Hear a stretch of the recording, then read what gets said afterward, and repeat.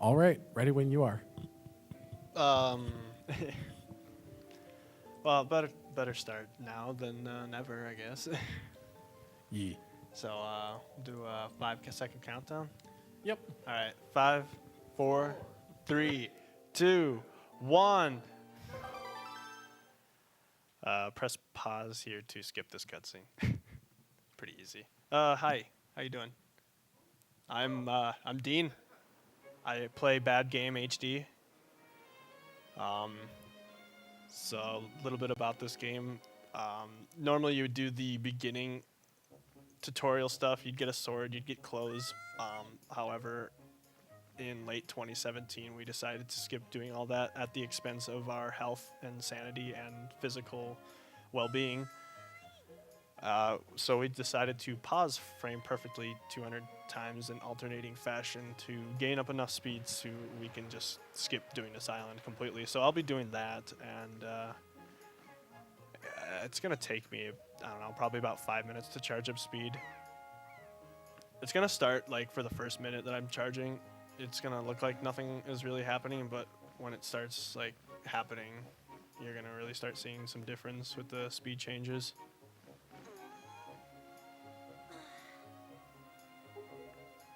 I've been running this game for, like, seriously for about a little over a year and a half, I guess. But I've been actually playing and learning for since pre-item sliding was found, and back when this game was just movement and light glitches. Wasn't anything fancy like it is nowadays. But right off the bat here, a minute and 40-ish seconds in, starting the run, we're gonna just hop off this tower. I guess that's hard. And we go into the water and we just start pausing a lot. So here we go. I'll see you in 5 minutes.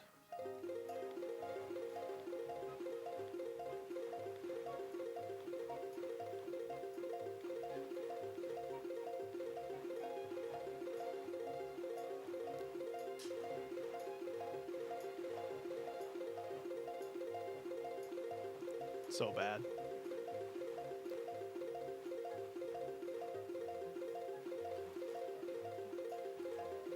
And the reason this trick works is because the game designers made you like get -3 every time you turn around in the water, -3 speed to like make it look more realistic when slowing down in the water.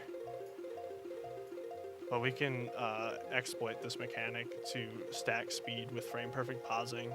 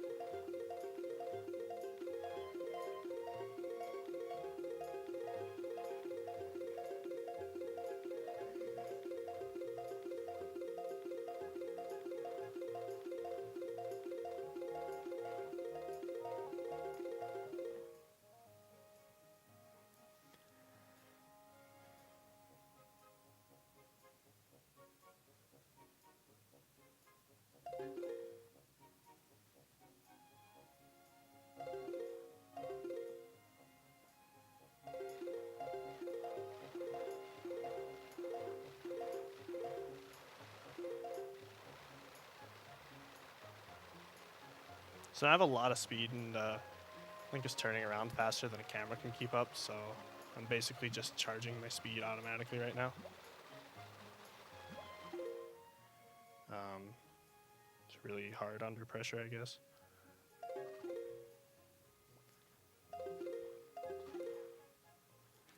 And I actually have to get myself back into a very specific location on this island to get my air to refill.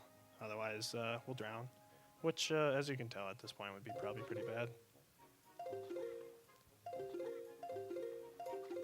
So I'm just basically trying to find an angle that's very safe here to come into this this location on the island.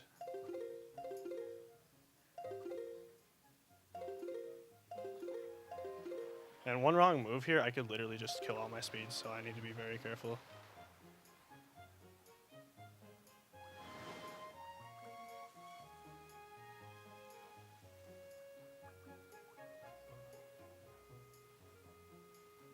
So essentially what I just did is I just skipped, well, we'd usually get the WindWaker. This would be around the 29-minute mark. You'd be coming up to this island.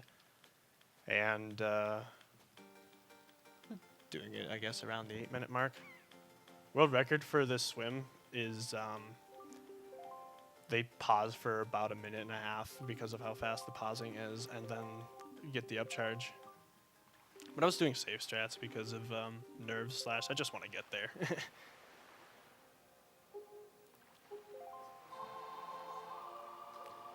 Yeah. Hype. And we're talking to an invisible boat right now because our boat isn't spawned in the overworld because we haven't done the proper cutscenes and triggers to make that happen. This WindWaker is 2 minutes faster than my one at the last marathon, so I'll take that.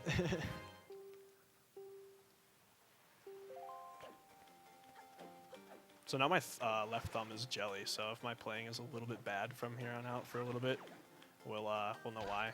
Yep, that's not my fault. RNG manipulations is what bonks are.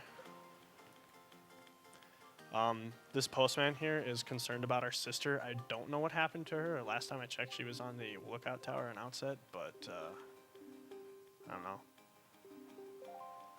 We're just not going to talk about it because we're mute. I guess the glitch, it's just like you need to pause, so you gain -3 speed every frame perfect pause. So like if I had an early pause or a late pause, basically I'd be killing speed, which is probably why I paused closer to 400 times than 200, if I don't even know how many.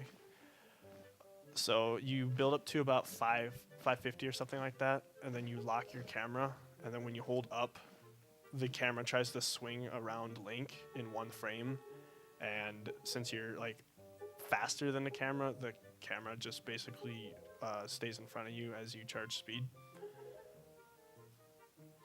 To put it in perspective, I charged up to about 600-ish speed, and then the speed that I needed to get the rest of the way was about 15 to 1800 to cross the ocean. So I think rolling speed is like 27, and your average swimming speed is like 18. So if that puts in perspective just how much speed that this stupid glitch can get, I don't know.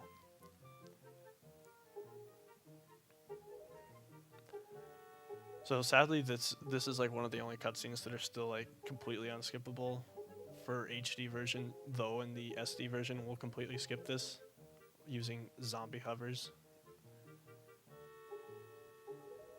And we get this very useful item that literally gets used once. 10 seconds from now.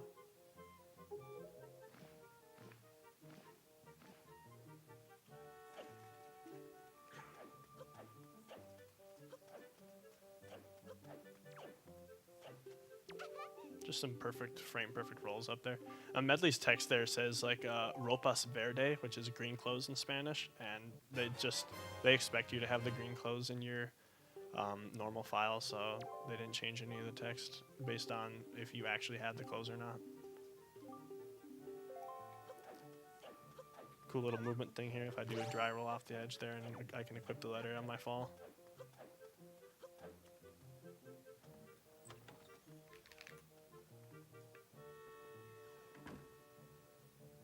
There's just some generic things happening right now. We're only here because we need the item that's within the dungeon. We don't actually need any of this stuff, but we can't progress the game to a point that we can get into the dungeon until we've done all this little letter delivery. This guy is a sad boy. His father and him aren't talking, I guess, and so that's why the letter was from his father. Pretty messed up relationship. If you can tell, I'm rolling like an absolute champ right now. Dropped rolls everywhere. Here we're on a wind cycle, and it's, I wouldn't say free, but it's very lenient. You can even get it if you have English. It's very, very close, and you have to basically have perfect movement to medley and text mashing, but with Spanish/Italian, which are the two fastest languages for this game. Italian being if you have the PAL Wii U, saves 5 seconds over Spanish, and Spanish over like a couple minutes over English.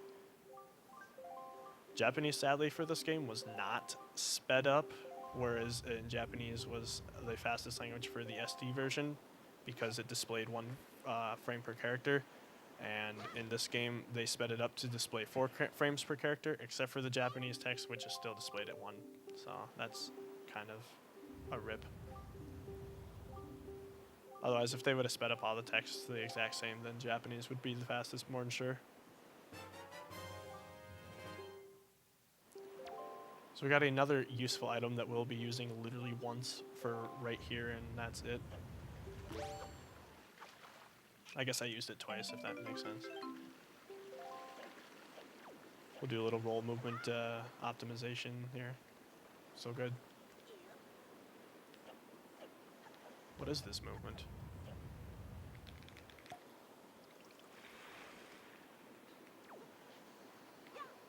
So I do these side hops here because they're completely pointless.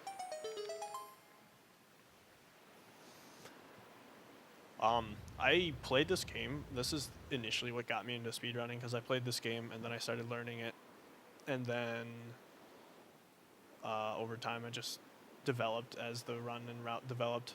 And then I kind of got burnt out of it, considering I had played it almost like every day for like 2.5 years straight. So I went to the GameCube version of this game and had a huge amount of fun playing that. But I think my wrists were just unhappy with it, so I pulled back and didn't play as much. So I'm going to do a super hard trick here that if I miss it, it loses some time. Yeah, I guess I missed it.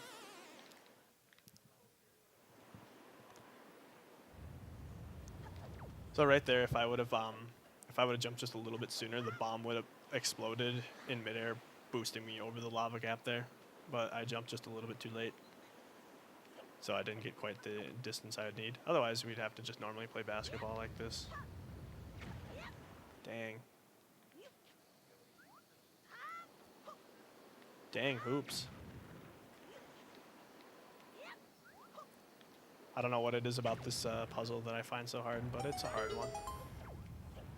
So I try to run up those slopes at kind of an angle so I don't bonk into them. Kind of a mild time save here. Here's a cutscene that is not in rando. We don't have a sword though, so we're going to be doing this entire dungeon swordless, which is very convenient that all these pots and rocks are placed all over the dungeon, because as long as there's an enemy... Oh, that's nice. As long as there's an enemy with the weapon and we can knock it down, we'll knock the weapon out of the enemy's hands. Huh. So this is our main means of getting through this dungeon.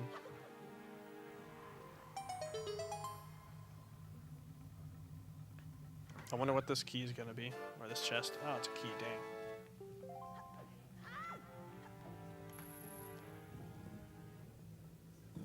Right here we pick up this rock, do some side hops. And the reason we pick up that little rock is because it's quicker than picking up a big vase, because there's 3 different weight capacities for Link to carry: light objects, medium objects, and heavy. I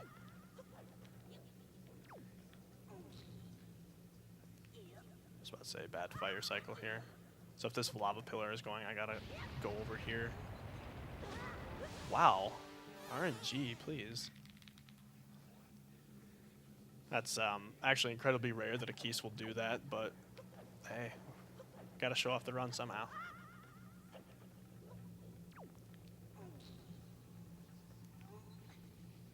I was gonna try it again, but since I'm on a better cycle this time, I'll just do it normally.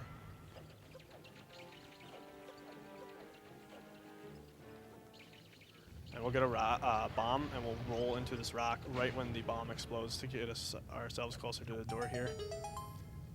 There's a little cutscene right here that we can skip if we have our camera perfectly behind Link. Kind of it's like a 5-second time save, surprisingly. Red light.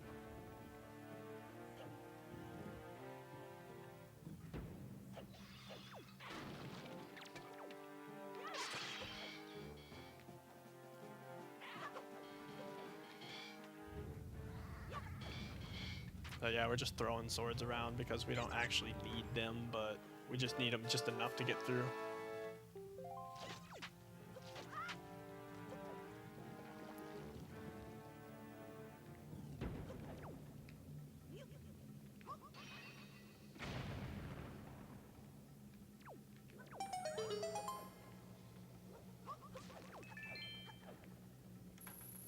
So we're also going to need a couple rupees too, so I'm going to make sure to pick up some rupees along the way.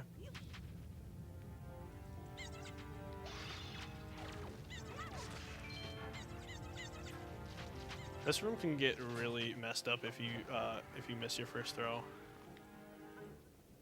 Just all the enemies and the amount of stuff that can happen within this room is incredible. Doing pretty good for no sword, I guess, though.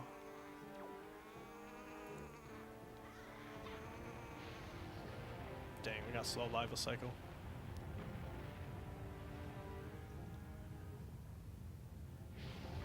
Sadly, with Dragon Wrist Cavern, a lot of it's RNG because of the making sure that the bokoblins don't screw you over. Here's a frame perfect roll clip. The only frame perfect roll clip in the game. It's very hard. Very hard.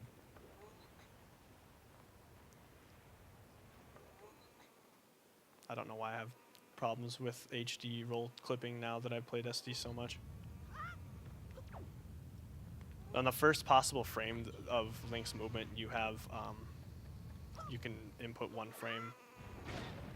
I just did a bomb boost closer to the door on that one. But if you are inside of a wall just a little bit and you roll on your first possible frame while you're still in the wall, you can get into a wall, which hence the name roll clipping, clipping into the wall.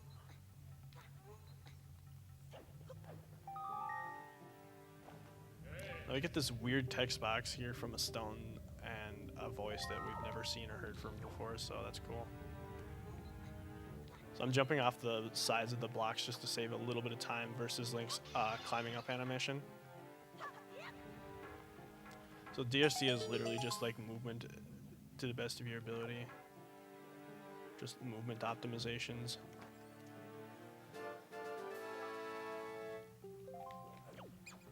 So that's actually really good RNG that the rat hit me there because now I have even more rupees than what I started with.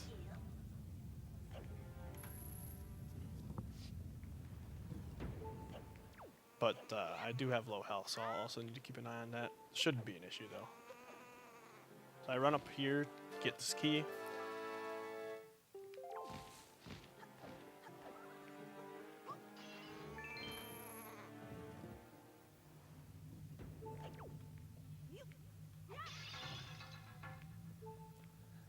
Yeah, just basic movement, the humdrum movements. I do a little first-person cam there to like do some leg frame reduction.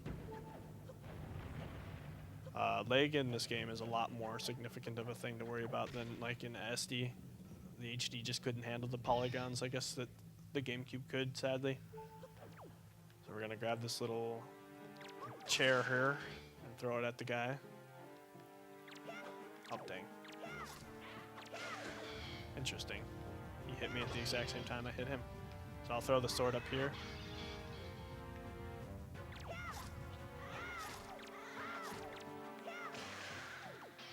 Very well-placed fight there, I guess.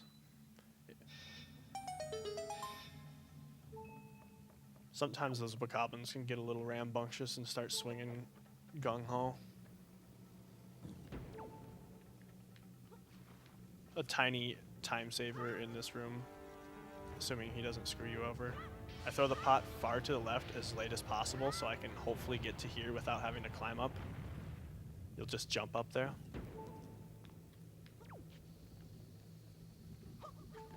Oh, hey, that's not gonna work. What are you doing, Link?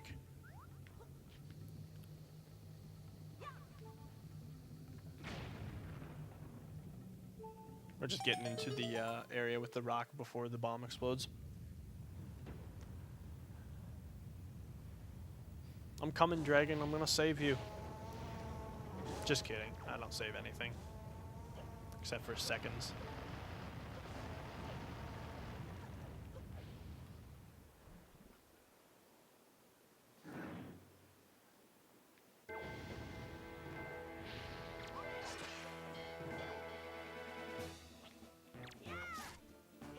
So I target the left one because of just how Link swings. He's left-handed. And that was an incredible good fight there, with the other one killing his friend. Then here I'll need 5 hits. I'll try to get double hits on him like that. Oh wow. What is up with this quick fight stuff?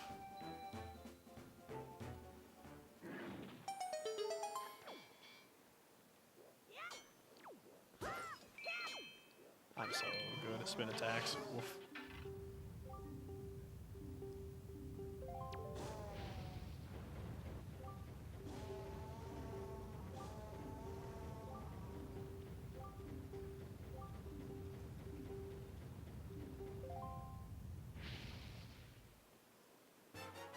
Oh, we got the most broken item in the game, Legend of Zelda Grapple Hook HD.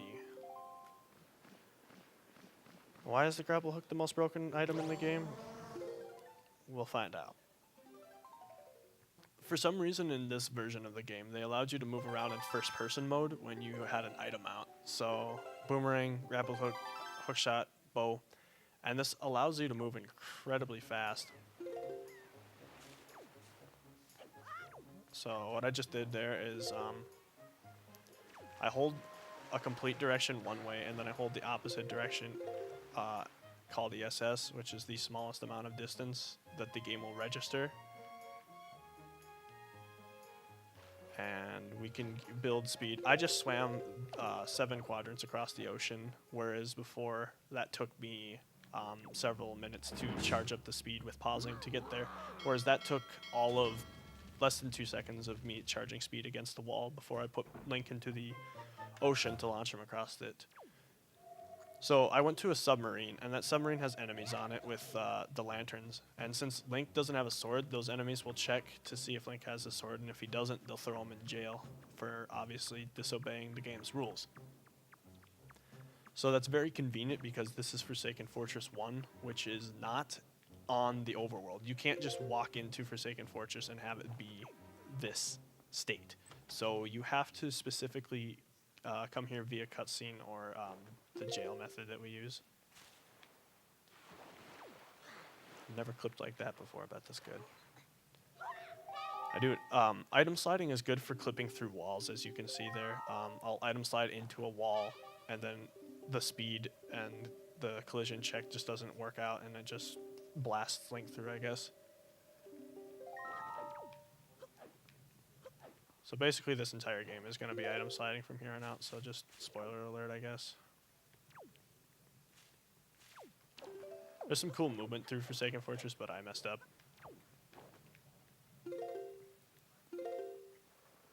I'll just do like item slides into like a wall here, and then I'll just preserve my speed.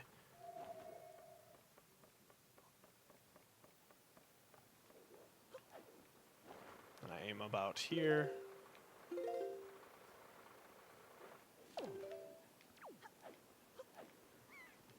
And that allows us to blast across Forsaken Fortress without needing to go through any doors or inside doing anything. I'm going to do another hard trick right here.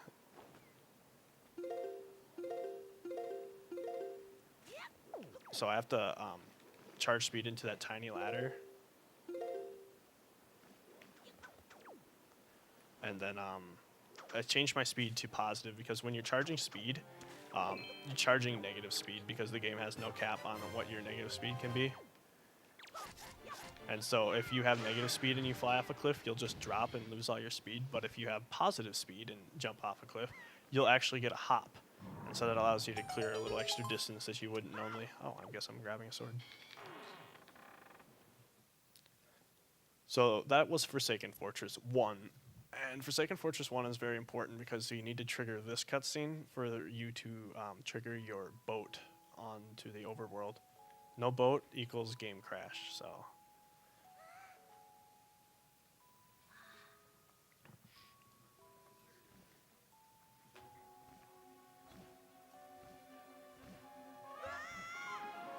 So Link did not upgrade his sneak skill high enough, so he is getting captured by a bird currently.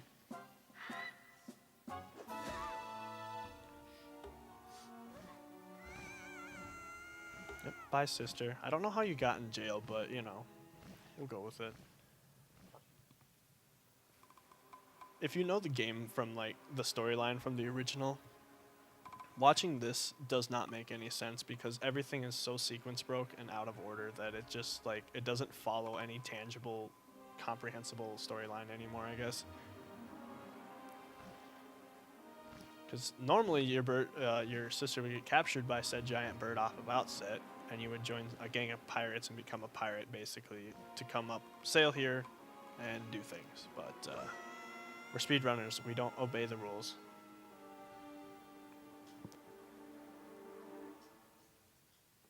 This is an exclusive cutscene not found in the Japanese version right here of this little scene of Link floating in the ocean with this red object coming up alongside him. I don't know why that wasn't in the Japanese version, but they just felt like they needed more clarification other than just waking up on this island with #Gooby. Best name ever. If I ever do this game again or do another file select name, I'll need to remember to put file name as the bid war option. I like Game Grumps that did Butlet. Yeah. Grumpy Game Grumps. Link is very startled.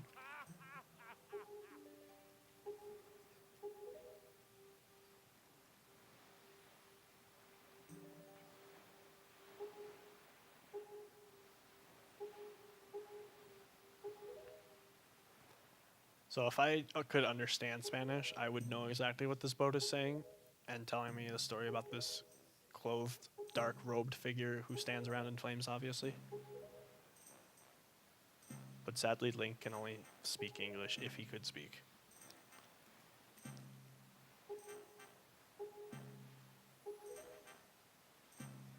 So this would be the part of the game where you would come to this island, you would get your sail, and then from here you would sail 2 quadrants to the east, and then you would arrive at the island that I went to directly first to get your WindWaker.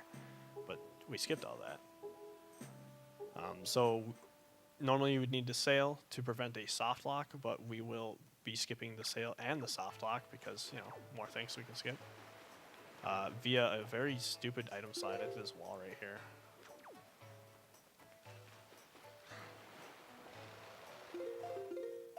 Okay, that's it can be a little bit tricky just due to the fact that like the sloping on that shoreline is kind of weird there.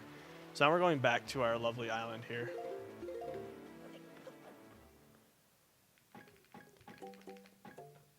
And this is to like the fact that we like loaded our position in Coral over to Dragon Roost here kind of sets our point to being on Dragon Roost, I guess. And this is the only island in the game that you can void out on, and okay, that's not enough speed. It's the only island you can void out. Like if I were to swim around the island and drown, I would void out and spawn right back on the shore. Any other islands you were to do that with, you would void out and you would spawn immediately on you would spawn immediately in your boat. So by being in Coral, I just fixed the save warp flag. So now that I'm saving, I will actually appear on Dragon Roost instead of the previous island I was on, Windfall.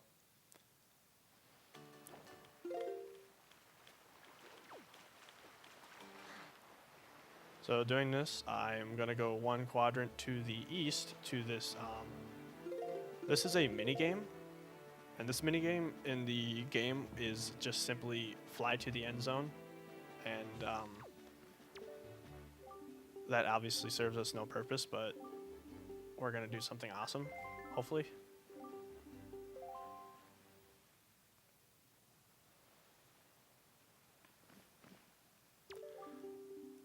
So this is putting the game on a specific layer, and this specific layer allows us to have various things in Overworld to be just a little bit different than normal default Overworld.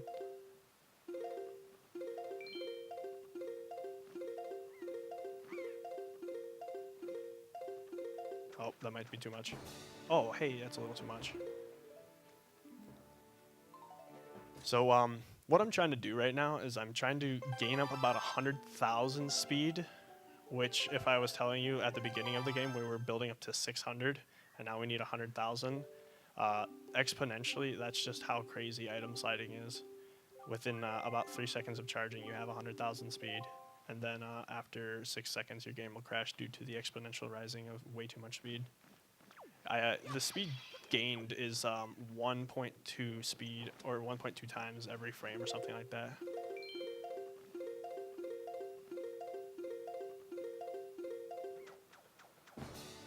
Oh, okay. So this is optimal if you were a world record runner to just land on the island like this.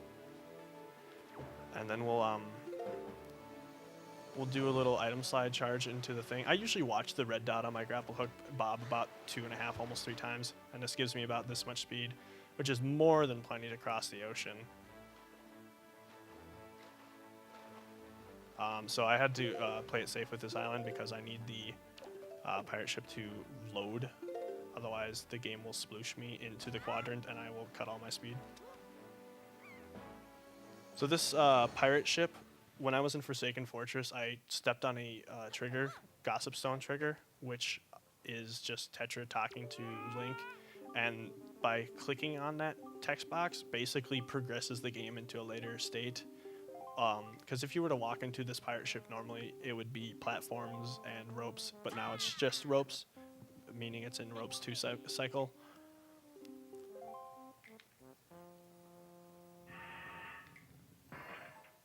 And thankfully for me, ropes 2 is probably the least stressful part about this whole game.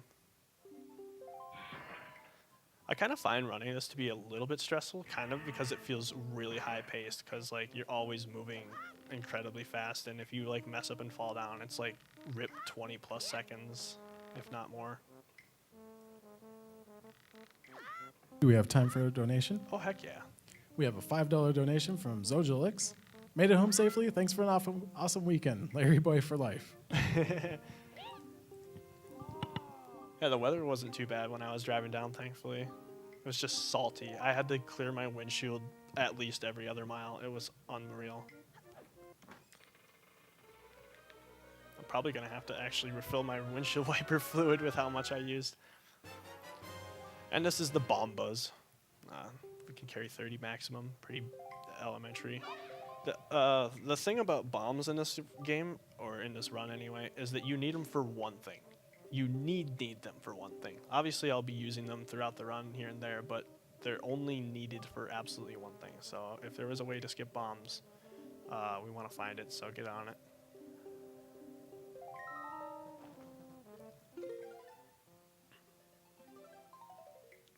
Alright, so now we're into the really fun stuff. So fun that I'm going to change my mode from Modo Normal to Modo Heroi? Heroi? I don't know how to pronounce that at all. Hero mode, essentially. Hero mode allows me to take double damage. I don't know what just happened there.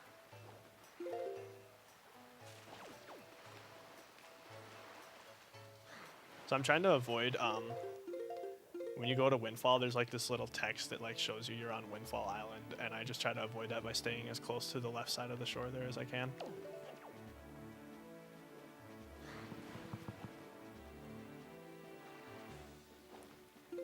Here's a crazy, stupid, consistent trick.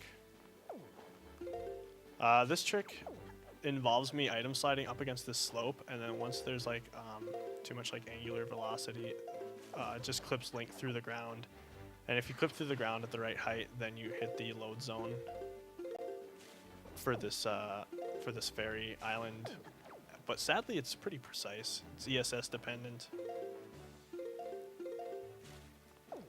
As you can tell, I keep flying through the island, which actually means I have too much speed.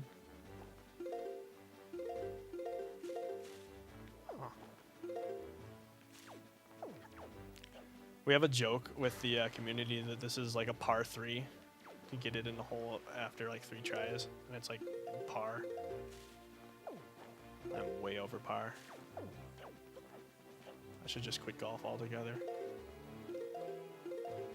Okay, we got it.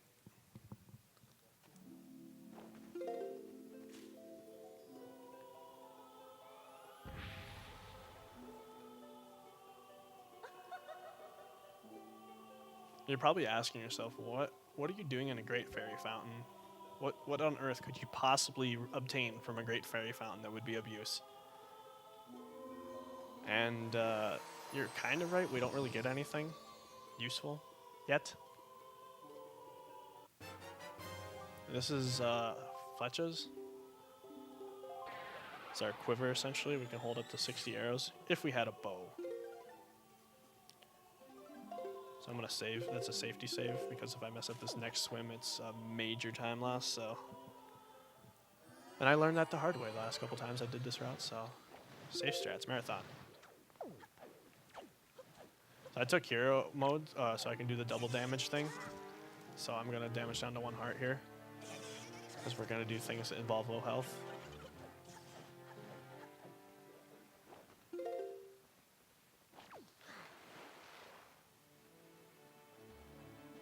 So we get this lovely view of the sunset when coming into this island, usually around this time.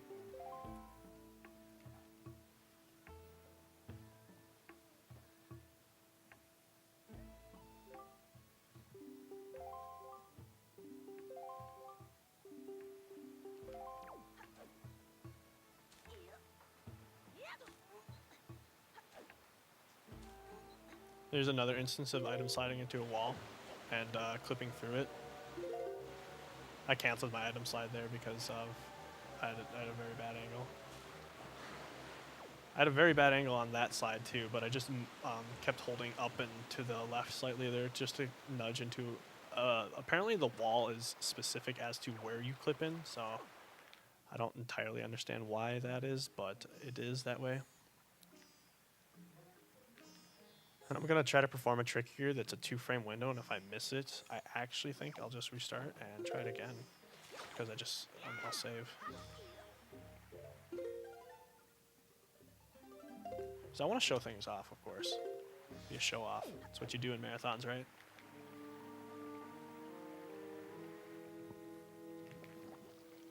So our poor tree friend here has a very bad case of acne breakouts.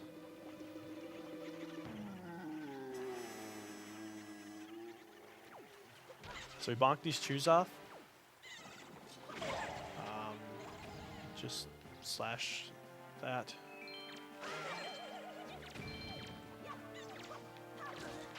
Oh, wow. Well, that's definitely not the trick in how you're supposed to pull it off. Fin de la partida. There's a 2-frame window. I clearly missed it.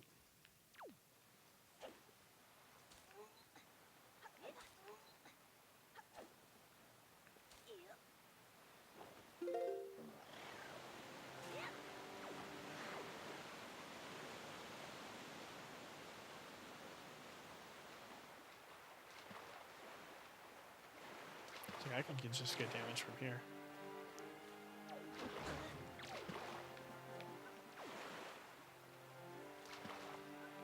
This is really fast in SD, but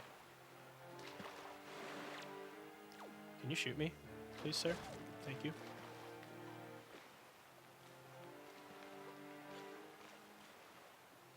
They must have changed the AI for this from the HD to SD version.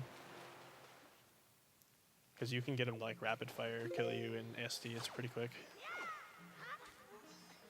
Alright, cutscene skip, part 2.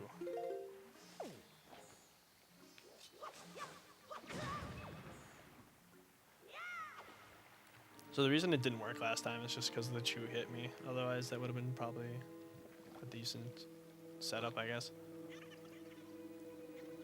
Since I already died, I guess if I don't get it this time, I won't try to reattempt it.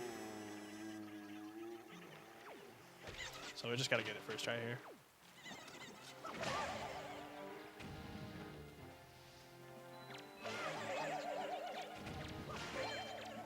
So I'll need to wait for this guy.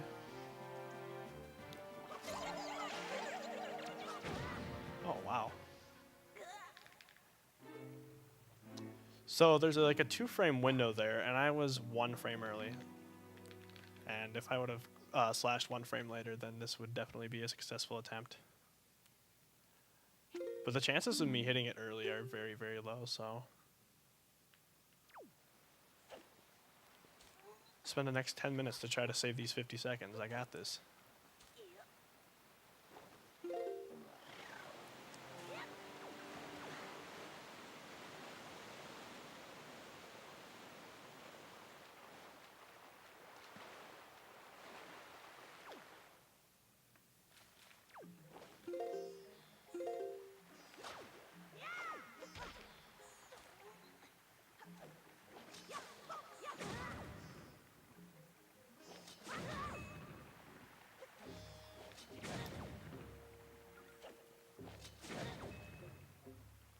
I guess we're trying it again. Why? Because why not? I didn't think I'd actually be playing half decent, so I'm probably going to be under my time estimate, thankfully.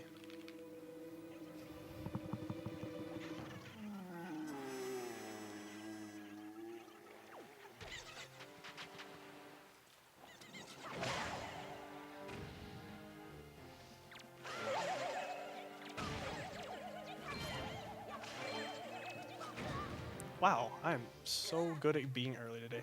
All right, I'll just watch the cutscene, I guess. No point in trying to save time now. We've already lost it all.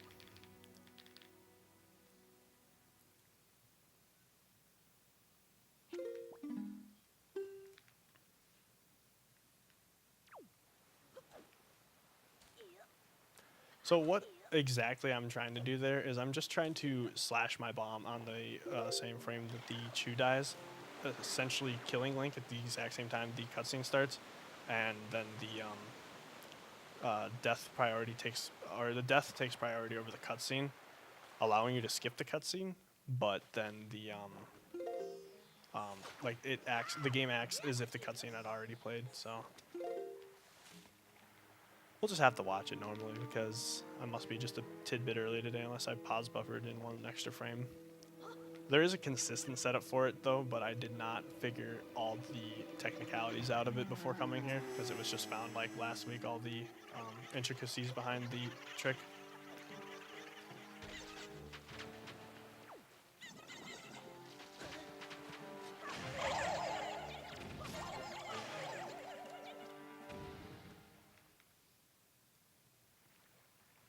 So yeah, this cutscene's about 2 minutes long or so, so skipping it and then having to come back up saves, I think, in total it's about a minute or so.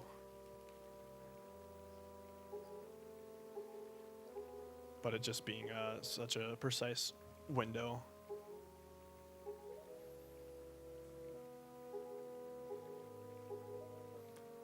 I was pretty sure that at least because like usually with my setup, I usually if I don't get the cutscene skip, I would usually just slash the bomb and it not kill me, meaning I'd be like a frame or two late. So having it to be early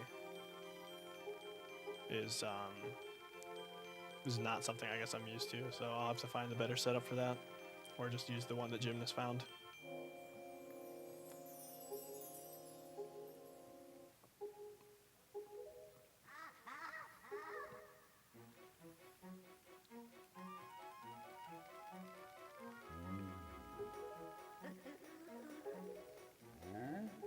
So I'm pretty sure that the NPCs of this game are starting to figure out that we're not actually here to help them. We just want the item that they're going to bestow upon us, and then we're going to leave. So it's exactly what is happening here. They're talking about problems that they have, and we're not going to help them with any of it because, yeah.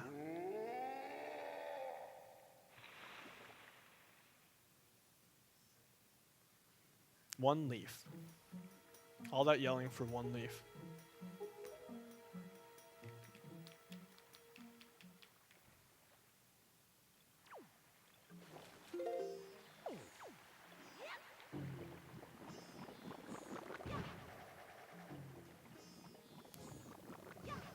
Just imagine if he had to yell that way for every leaf on his tree. That's a lot of screaming. Didn't take 100 years to get here for nothing.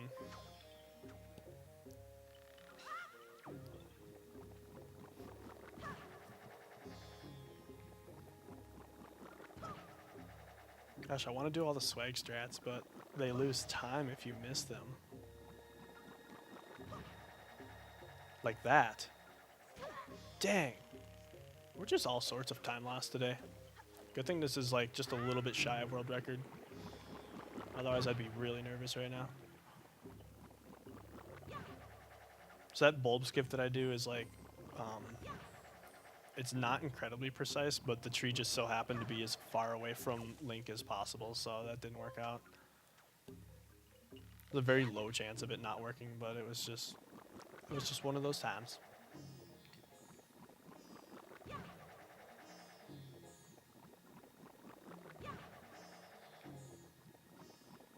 Oh, we're gonna be noobs and go up the normal way.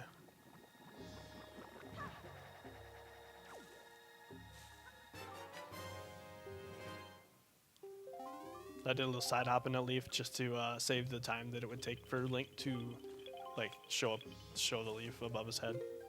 Because saving 2 seconds after losing like 5 minutes, you know, it's worth it. Totally worth it. Alright, so we got all the items that we're gonna ever need in this game. Which is helpful to have them so early.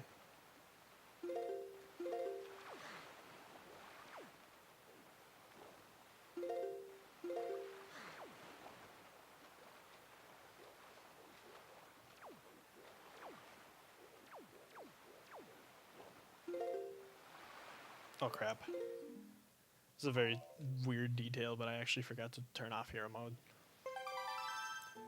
And you're not supposed to have hero mode on, because if you don't have hero mode, the game won't drop hearts, which ends up being a huge dilemma later down the line when we actually need a heart to drop.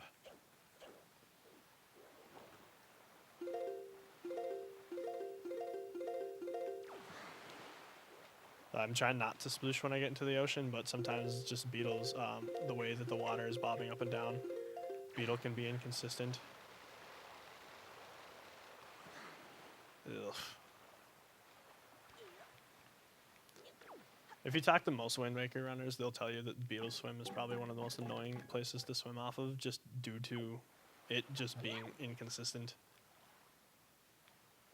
So I'm moving forward just a little bit so that there's just a little bit more of a gap here on this area, so I can charge it better, like, just charge better, I guess. I come down here and make the boat move forward. And I go propelling across the ocean at like 1 quadrant per frame, I guess. And then we go back to Forsaken Fortress. But this is technically the first time we've ever been to Forsaken Fortress 2, because in the overworld, you always get Forsaken Fortress 2, which is in a state of these spotlights won't catch Link, and there's these pegs and a Phantom Ganon trigger that we need to avoid like the plague. I'll try to do cool movement strats, but okay, that worked. And this gap right here is optional.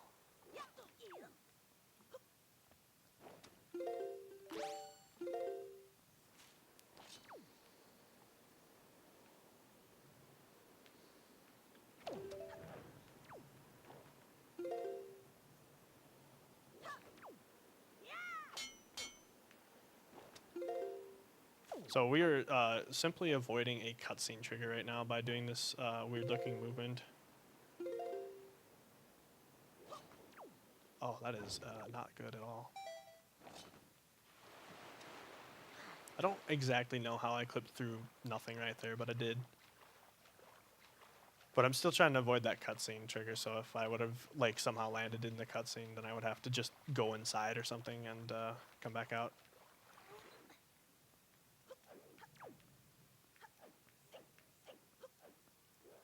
So movement in this game versus like SD is so limited because you basically just can roll and optimize your rolls basically. But in this game you can item slide and you can basically launch yourself forwards, backwards, left, right, and any way you can find use in it, it's probably going to be a benefit. So item sliding is literally everything. That's why it's like Legend of Zelda grapple hook, because this game is item sliding. Whereas in SD, at least the main broken item of the game was at least the WindWaker being the title game.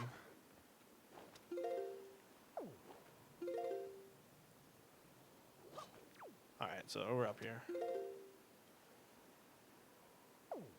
So I do another weird item slide into this wall up here. Against up here.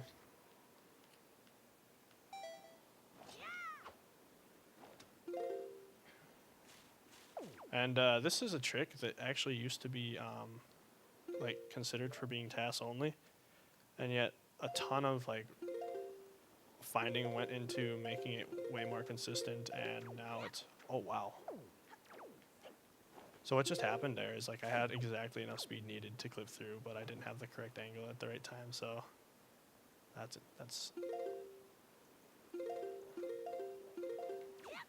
And almost did it again.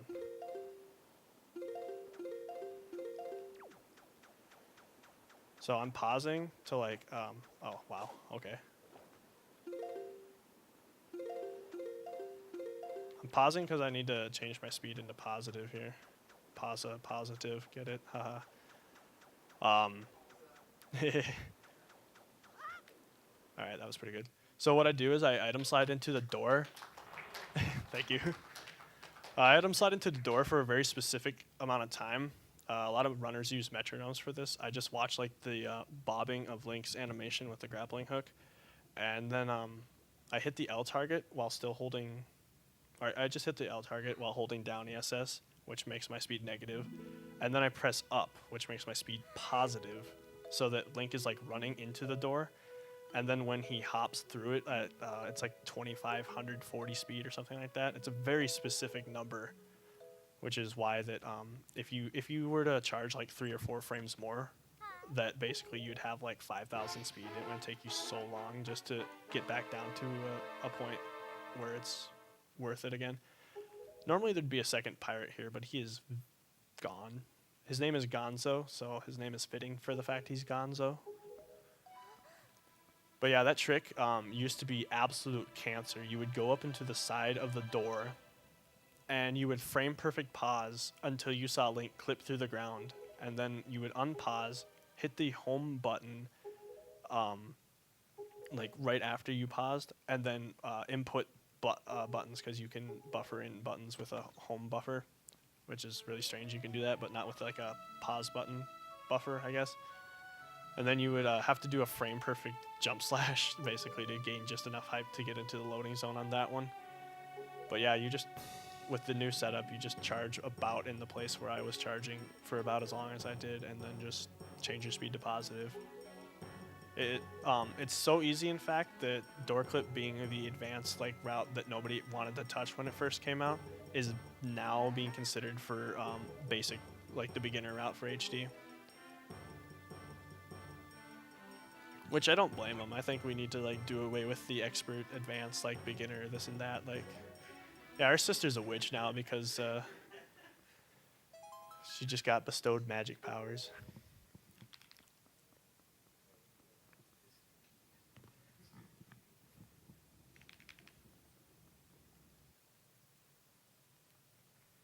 So yeah, this is what's incredibly important about this Forsaken Fortress, is the fact that you need to go to Forsaken Fortress 1 to spawn your boat.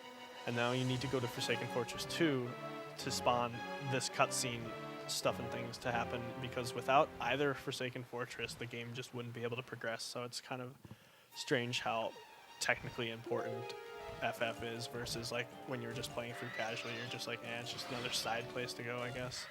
It didn't ever feel like an official dungeon. This trick right here is called just hold down forehead. So I hold down forehead. That used to be like a frame perfect roll clip, and or you could damage down, because when you have a lower health meter, you have a smaller hitbox, so you can clip into the ground there. But some guy just found out if you just hold down forehead, then it works. So yeah, that's the boss fight done quick. Woo! Yeah. And I changed my clothes while you weren't looking.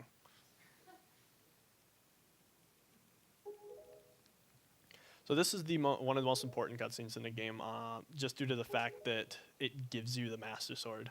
Just outright gives you the Master Sword, a shield, and your hero's tunic. So this saves us from ever having to go into Hyrule 1 to get our Master Sword, which is a huge time save considering you would need all 3 pearls plus to do Tower of the Gods. So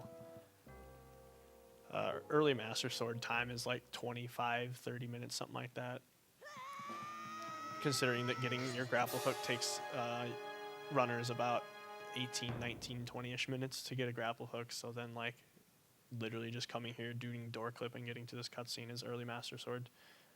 It's basically free.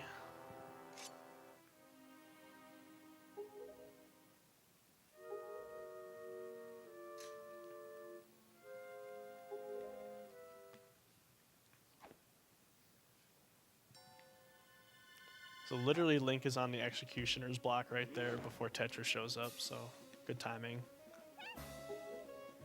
Hashtag Gooby Rapido. Probably not the first time he's heard that.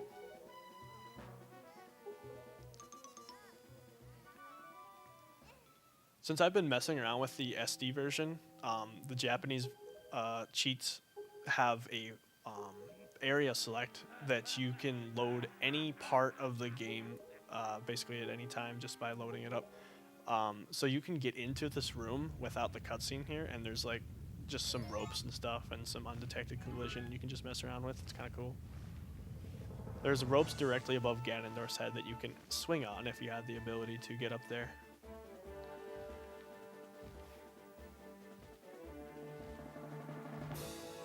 So here's the dragon that we never helped, but it's helping us, I guess. And that's the roast of Ganondorf.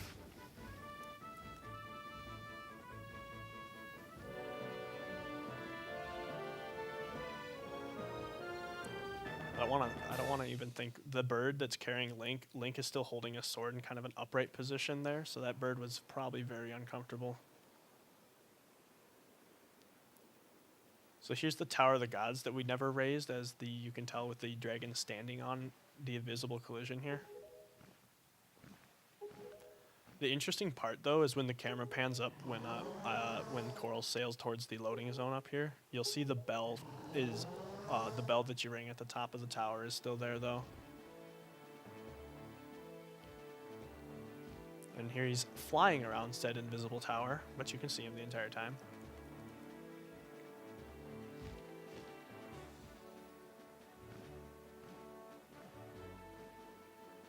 And they fly off into the sunset. Yeah, so if you look up right now, there's the bell straight at the top of the screen there. Just casually hovering there. So now after this cutscene here plays, I'm going to have to hold upright. It's a specific angle to exit the radius that Coral can talk to me, because once you're in the overworld and you don't have a sail and you're past like a certain point of like progression sequences, Coral, King of Red Lions, will basically just yell at you to go and get a sail. So he doesn't understand speedrunning clearly, but that's fine, I guess.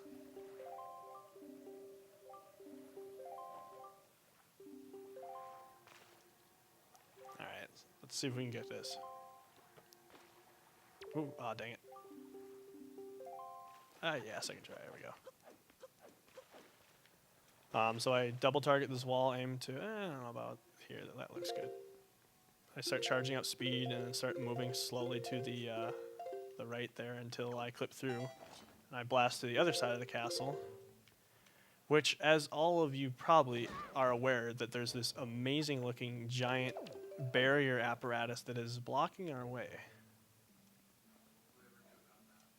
I don't know what we can do about it, but I have some ideas. Let me think. This is my thinking face. Now, sadly, this in a range of about 65,000 different angles you can be in for this, there's only about 12 of them that actually work. So it's not like crazy precise, but it is still very precise.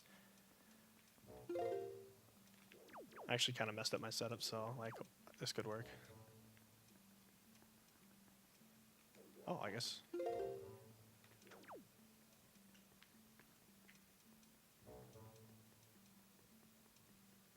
If Link doesn't clip through in like the first couple seconds, I know that it was just a bad angle, so I can like, I do a backflip and I just like adjust myself slightly to the left or the right depending on what I'm doing. This is like what we call the red dot method, simply because I'm using a red dot as my method of choice. I think I'm actually too far right now. Oops. This barrier is pretty annoying because it has this initial first part you need to get past, the knockback barrier. And then you actually have to clip through the physical object itself via like a very tiny seam that you can't really see.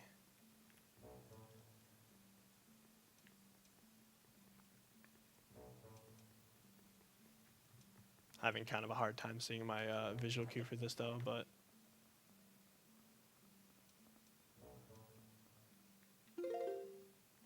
the thing about the red dot method though is like if you start at like too far left and then you just like gradually move yourself a little bit more to the right, then eventually you'll get it.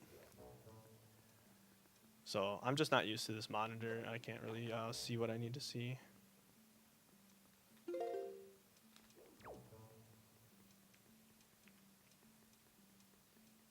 There we go.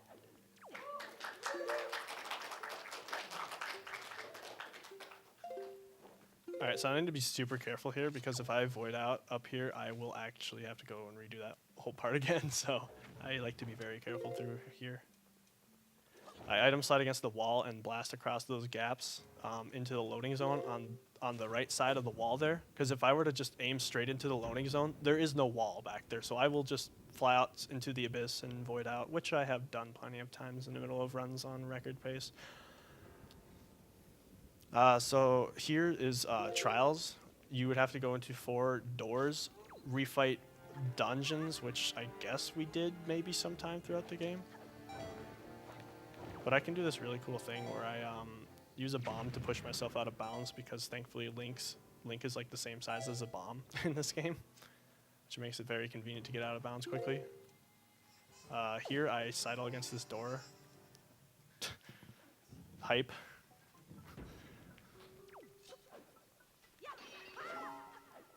So we're a little over an hour, I guess, and we are to the end of the game. In SD, that we'd be here around, I don't know if you're a good 4-ish hours.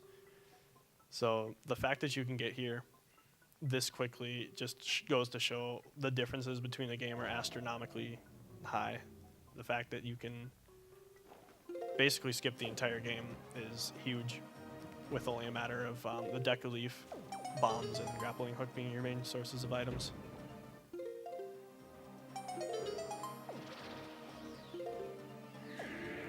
Kind of a weird thing, if Puppet Ganon pops up, or Phantom Ganon pops up when I'm trying to do this slide, Link will just go backwards. So, I don't know if it's because like the camera's trying to reposition itself or something like that, but you just go backwards, I guess. Pull out a bomb as I walk through this door to prevent Link from looking at the gate as it closes. It saves like, 2 seconds, something like that. So he ground spawned behind me, and that's the best RNG. Because I just walk behind me and slash him.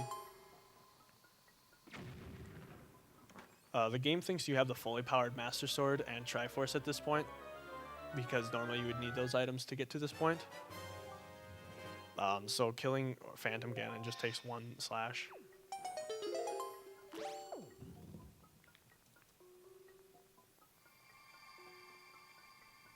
It's kind of interesting because the Forsaken Fortress to Phantom Ganon, the one that was like trying to avoid like the plague. Even if you have the fully powered Master Sword, he still takes he still has the exact same amount of health if you have a regular Master Sword or fully powered.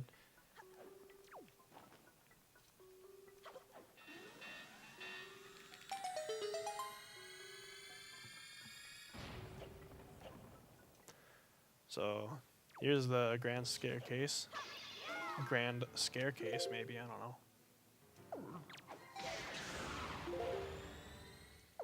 Which is a complete joke when you have item sliding and light arrows.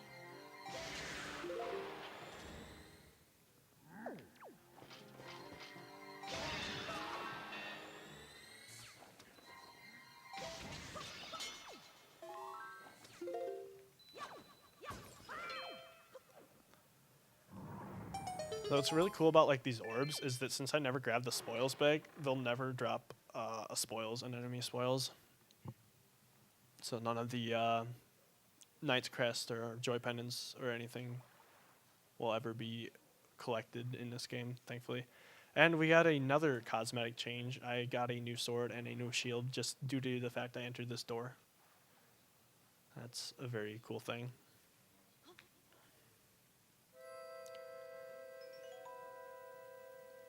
I don't know why I find the text of this part to just be funny, like in terms of like the English version. I mean, it's the same in Spanish, what it's translated to, but it's just like he reads Zelda's dreams, and all she's dreaming about are oceans, or Lamar,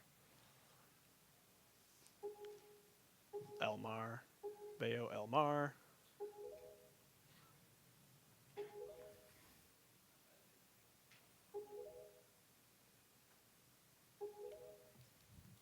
So these are a lot of cutscenes we would have missed if we were playing randomizer, because they're completely unnecessary to randomizers to have these cutscenes in there. So you would walk in the door and just start the fight right away, but we gotta actually get part of the storyline even here. I don't know actually where Zelda came from because we never saw her up till this point.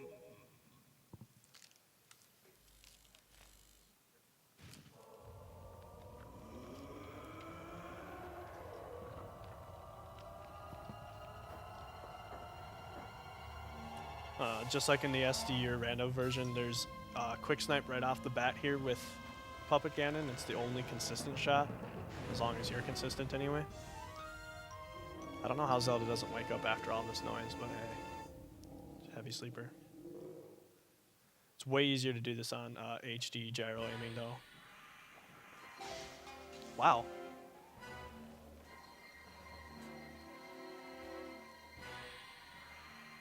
So he's not stopping. If he's consistently wagging and not moving, then I can probably get him, but he's moving quite a bit, so I can't really keep an eye on him. So I usually just wait till he stops, and then I just get his tail when he stops. So that time the second shot there, I hit the orb, but also cut the string down at the same time. I don't exactly know how that happened. And so he was about to like go back up and like replace his string tail or something like that. So I got it before he went up.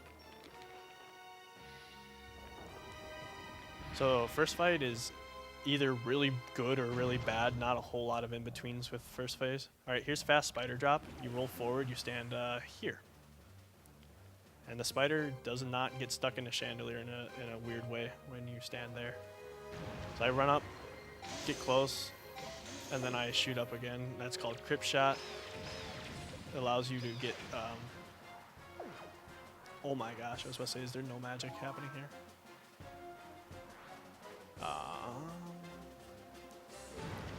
Oh no, I got damaged.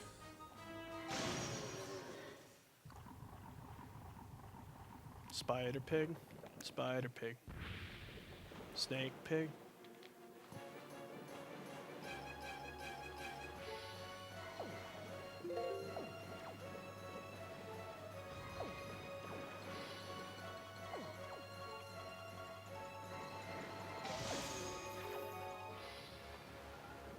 So I'm gonna try this trick called Chalk Shot right here, where you go to the back of Puppet Cannon, shoot, and then aim up. Oh, I got it. Nice. Swag strats. It saves a couple seconds if performed optimally.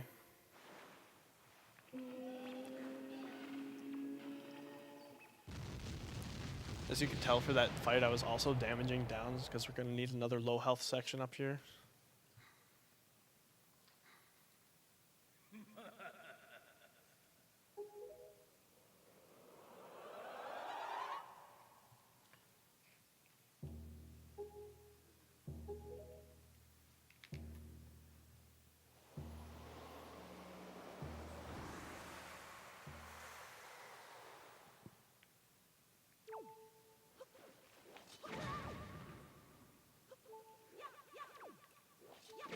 So I hope you like the heartbeat meter because we're going to be hearing it for about the next 2 minutes.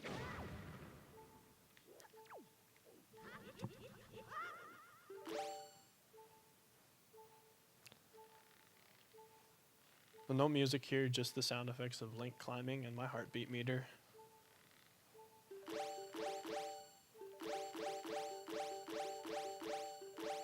This is somehow manipulating RNG by adjusting items.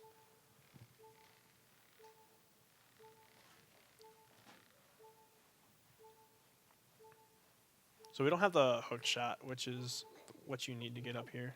So I'm gonna, well, this is just a fancy little thing called Iwabi climb.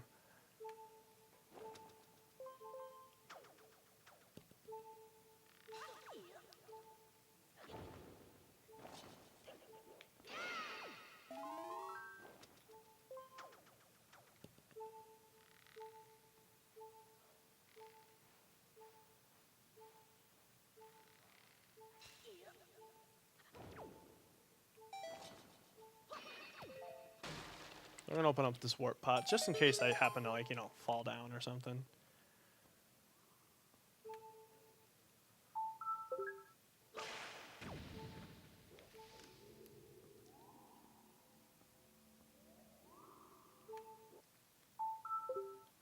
So I need to be at a specific distance away from this Morth at the same time I, like, stab into it, so that it sticks to Link at the exact same time I like kill it, so that like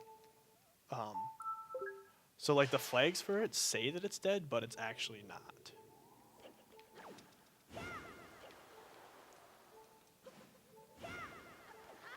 So that was not terrible RNG.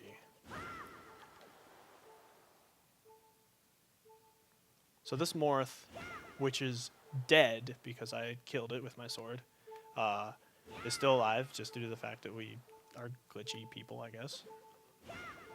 And so I'm going to use my powers of leafing to maneuver this Morth into a specific spot.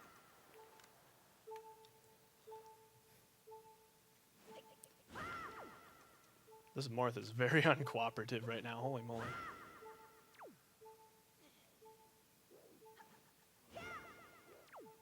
Alright, so now the Morth's up here, I can sidewalk around to kind of like manipulate its positioning. Oh my gosh.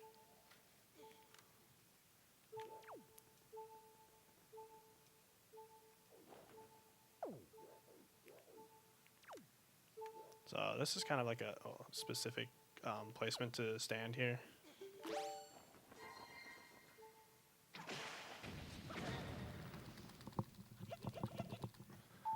Alright, so just as we did our manual super swim to start off the game, I'm going to hit the manual button to finish off the game. Because I need to know how to do this trick.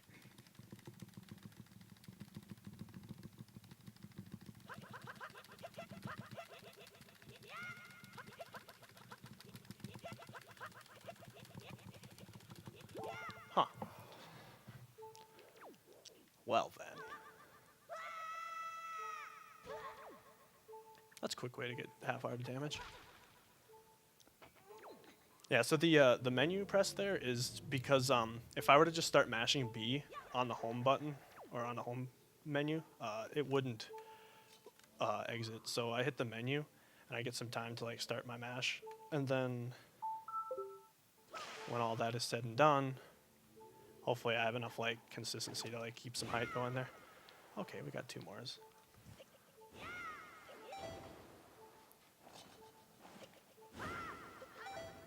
Yeah. So I also need to do this. Because I would hate to shoot the Morph and then not actually die. Oh, hey, dang. This is like a pretty finicky trick too, because this Morph is like, it's RNG. If they hop off your body correctly, if they go up there at a reasonable time / place, how far they jump when you move is kind of luck dependent as well. So I'm just trying to get him like to the corner here, which I don't know why he keeps hopping to the right there. I think that'll be fine, assuming I can mash. At least I didn't like die the last time, because like if the heart were to like despawn or something, like taking too long to get up there, then.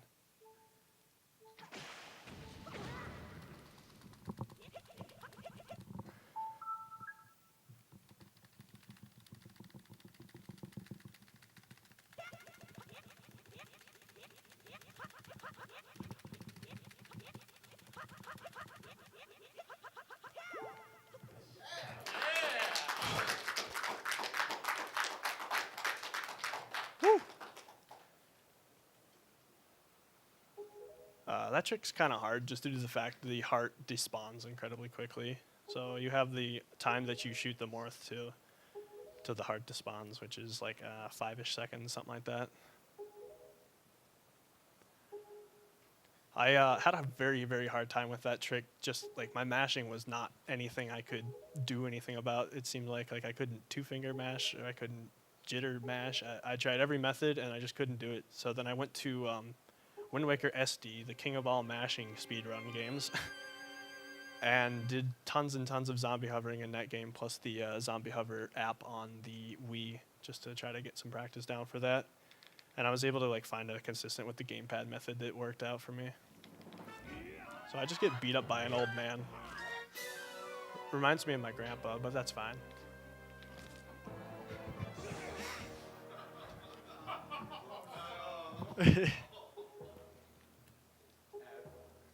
F. Just F. Link is just barely conscious here, too. I mean, he has 1 heart of health, so those couple of punches couldn't have obviously done him any good. Mysterious girl figure that we never saw or met. So usually the strat for speedrunners, because, you know, speed and time, would be to kill Ganondorf with your 1 heart, but if I do that and don't win, then I'd have to redo that hover, and I personally don't really want to do that. Unless we have any volunteers that want to do that, I don't. So I'm going to go a safe strat, and I'm going to target Zelda and grapple hook her, because you get hearts from grappling Zelda, I guess, if that makes any sense. And the king beats him to it.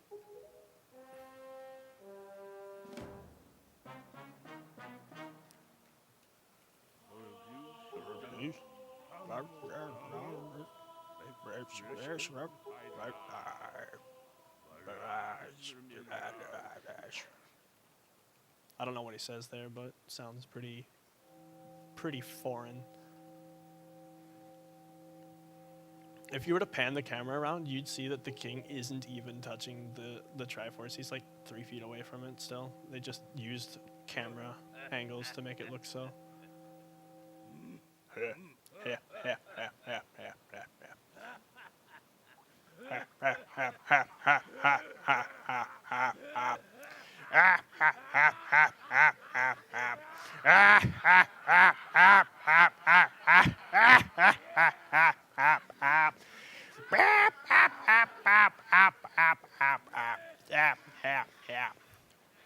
Whew.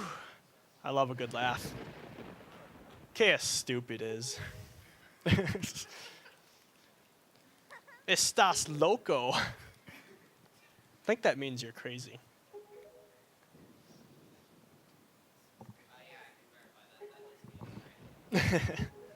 My Spanish is a little weak after not being in high school for so long.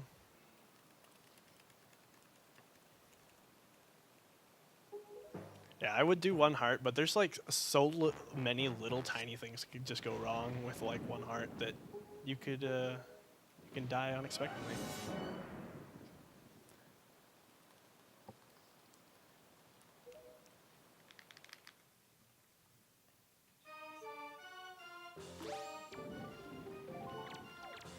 I'm scared.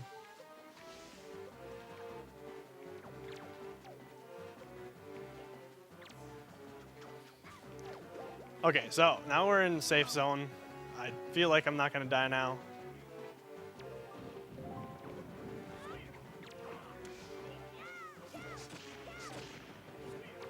Uh-oh. Oh gosh. And this is why we got hearts, because I would have been done for right there. Zelda, please stop it. Alright, so the first phase is kind of like the most dangerous one, I guess, in terms of things. So once you get them onto a second phase, it's pretty easy to just stay back from them.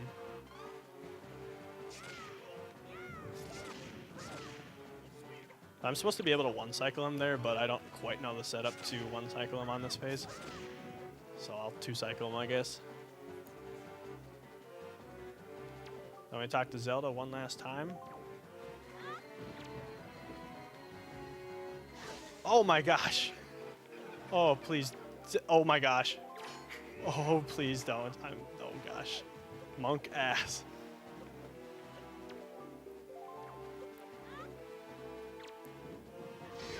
Okay, so coming up on time right here, and looks good. 124. Woo! Nicely done, man. Very entertaining. Holy crap.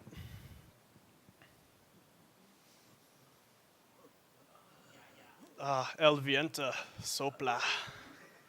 El viento. That's all he says, the wind, I guess. It's strange that the WindWaker is very centric around wind.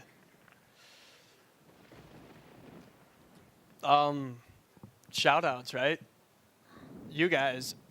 Shout-outs to everybody in this room. Giving some hype and some energy here. Shout-outs to Nintendo for making this garbage game. Well, it was... Oh, it was just fine until they put manual super swimming in it, but, you know, I'm sure that was intentional. Shout-outs to, let's see, some people I talked about. Gymnast86, Linkus7, Smokey Runs. A lot of good people in the WindWaker HD community that are trying to push for low hours, if not sub-hour times, so... Shout-outs to Dean, I guess, that he drove here and did a run for Midwest Speed Fest. He's cool. Oh, I only came here for Woofer's run. That's the only reason I'm here. But like I said, thank you a lot to everyone having me. That's big fun and appreciative, even if it's a little nerve-wracking sometimes to do these stupid tricks.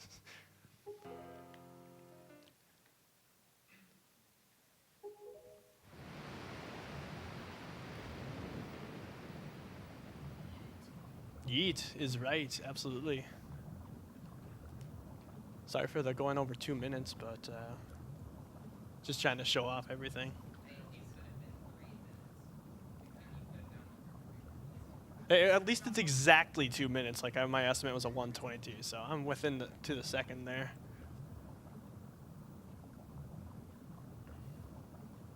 Don't mind the stone rocky guy with a sword in his head behind us there. The most gruesome way Ganondorf has ever died in a Zelda game. Sword impaled to past probably the neck. Oh, I guess exploding in a flash of red with the Japanese cartridge. And flash of green in the later versions. I think you get your clothes here in this cutscene, though. No, you don't.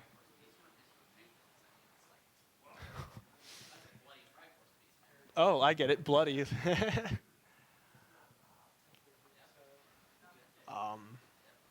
yeah, so that's WindWaker HD done in an hour and 24 minutes, very unoptimally, but world record for it right now is 50 something. So, but that guy can get a WindWaker in about 4 minutes and 30 seconds. So it's unbelievably insane fast pausing for that. But I guess we'll get moved along to whoever's next. Cool, thanks. Next up is the Spiral Reignited trilogy. Awesome. Take a little bit of time to set up for that. Thanks again for the run, Dean.